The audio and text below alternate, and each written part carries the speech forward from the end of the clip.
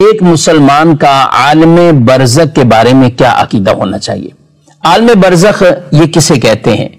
बरज़ख basic तो एक आड़ को कहते हैं, पर्दे को कहते हैं और छुपी हुई चीज को कहते हैं। बरज़ख हमारी मुराद इस टॉपिक में आज के कि इंसान को अल्लाह ने जो जिंदगी दी है, जैसे ही उस पर मौत तारी होती है तो अब उस पर एक बरज़ख का आलम शुरू हो गया, यानी आलम दुनिया से वो निकलकर आलम बरज़ख के अंदर पहुंच गया।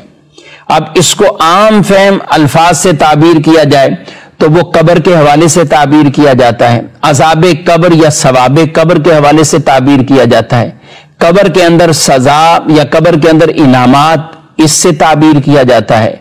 इसलिए रसूलुल्लाह सल्लल्लाहु अलैहि वसल्लम की वाज़ेह हदीस भी मौजूद है, इन्नमल क़ब्रु रौदतुम मिन रियादिल जन्ना, कि ये कब्र ये या तो जन्नत के बागों में से एक बाग है, या फिर इसे फरमाया हुफरतुन मिन हुफरिन नार, या जहन्नम के घड़ों में से एक घड़ा है।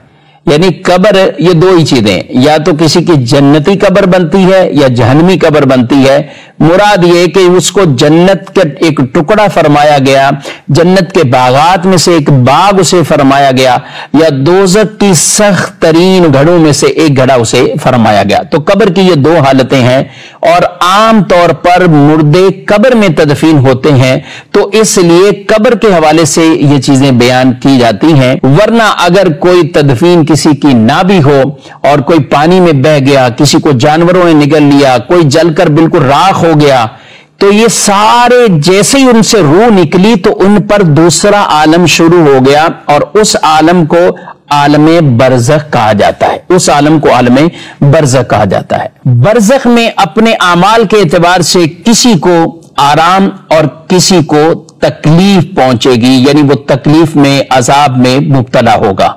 जो भी किसी को इनाम हो या किसी को तकलीफ हो, तो ये सारी की सारी लज्जत और तकलीफ दोनों ये रूह को भी पहुंचती है। यानी जिस्म मार रूह, जिस्म मार रूह। ऐसा नहीं कि कोई कहे कि रूह निकल गई, अब ये जिस्म को तकलीफ है, रूह को कोई इसका असर नहीं, ऐसा नहीं है।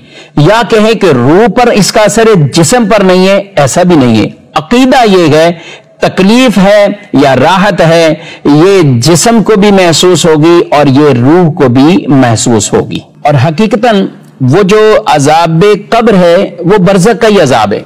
यानी ताबीर उसको कब्र से किया जाता है कि लोग उमूमन कब्रों में तदफीन होती है, लेकिन किसी वजह से अगर तदफीन किसी की ना हो, जो जल गया हो, पानी में डूब गया हो, किसी जानवर ने खा लिया हो, या वैसे ही उसका जिस्म ना बचा, टुकड़े टुकड़े किसी वजह से हो गया हो, तो अब रूह जब निकली तो वो आलम बरज़ख है, तो उसके साथ भी वही सारे मामलात होते हैं।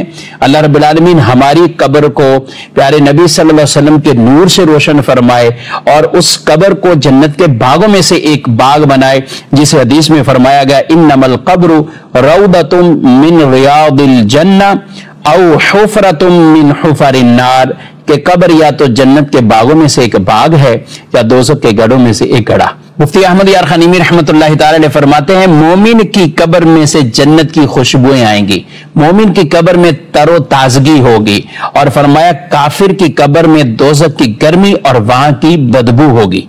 अल्लाह पाक हम सब के ईमान की हिफाजत फरमाए, ईमान पर, प्यारे नबी सल्लल्लाहु अलैहि वसल्लम की गुलामी पर हमें इस्तिकामत अता फरमाए, इसी पर मौत अता फरमाए और अज़ाब कब्र से हमें महफूज फरमाए। ब्राहे करम टीवी फॉर यू को लाइक, शेयर, सब्सक्राइब कीजिएगा। मिलते हैं नेक्स्ट वीडियो में, तब तक के लिए अल्लाह निगहबान।